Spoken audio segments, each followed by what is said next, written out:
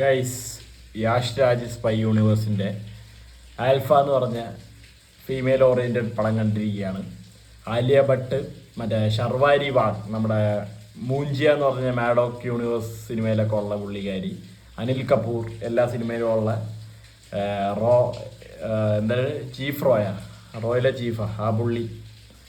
പിന്നെ ബോബി ഡിയോൾ ഉണ്ട്, പുള്ളിയാണ് വില്ലൻ. ഋത്തിക് റോഷനുണ്ട് ആസ് കബീർ. എന്നത്തെ പോലെ പുള്ളി നൈസായിരുന്നു എന്ന് എനിക്ക് തോന്നി. സിനിമ എന്ന് പറയാനായിട്ട് ഇനിയിപ്പോൾ വലിയ പ്രാധാന്യം ഇല്ലടേ, അവർക്ക് അത് മനസ്സിലാവുന്നില്ലെന്ന് തോന്നുന്നു. ആ സ്പൈ യൂണിവേഴ്സ് എന്ന് പറഞ്ഞാൽ ഓരോ ഡയറക്ടേഴ്സും ഓരോ പടം ഇങ്ങനെ കൊണ്ടുവരിക, എല്ലാവരും ഇങ്ങനെ എന്തെങ്കിലുമൊക്കെ കാണിച്ചു വെക്കുക, ദേശഭക്തി എന്നൊക്കെ പറഞ്ഞ് ഒരു ചെറിയൊരു പ്ലോട്ട് ഉണ്ടാക്കും, ഒരു വില്ലനും ഉണ്ടാക്കും. പിന്നെ നായകൻ്റെ പോരായ്മ അല്ലെങ്കിൽ നായികയുടെ പ്രശ്നങ്ങൾ കാര്യങ്ങൾ എന്നൊക്കെ പറഞ്ഞൊരു സംഭവം ഉണ്ടാക്കും. അവസാനം എല്ലാം കൊണ്ട് ഒരിടത്ത് വന്ന് കൊളുത്തും. ഇതിൻ്റെ ഇടയിൽ കുറേ പേട്രിയോട്ടിസം കാണേണ്ട അങ്ങേയറ്റം കണ്ടിട്ടാണ് നമ്മൾ ഇന്ത്യക്കാരിപ്പോൾ ഇരിക്കുന്നത് ദുരന്തർ എന്നുള്ള സിനിമയിലൂടെ.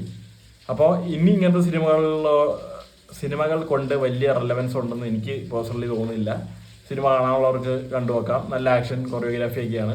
അതൊന്നും എല്ലാ കാലത്തെ പോലെ തന്നെ VFX സൈഡായാലും ആ ഒരു പ്രൊഡക്ഷൻ്റെ ക്വാളിറ്റി ആയാലും സിനിമാറ്റോഗ്രാഫി, മ്യൂസിക്, എഡിറ്റിംഗ്, സ്റ്റണ്ട്, അങ്ങനത്തെ കാര്യങ്ങളെല്ലാം നമുക്ക് കണ്ടോണ്ടിരിക്കാനുള്ള വകയ്ക്കുണ്ട്.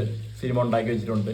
ഒരു ഡീസൻറ്റ് പടം, ചുമ്മാ എന്നത്തെ പോലെ തന്നെ ഒരു ഡീസൻറ്റ് പടം, ചുമ്മാ ഇരുന്ന് കാണാം എന്നുള്ള ഒരു സിനിമ എന്നല്ലാതെ കാര്യമായിട്ട് എനിക്ക് ഒന്നും പറയാനില്ല.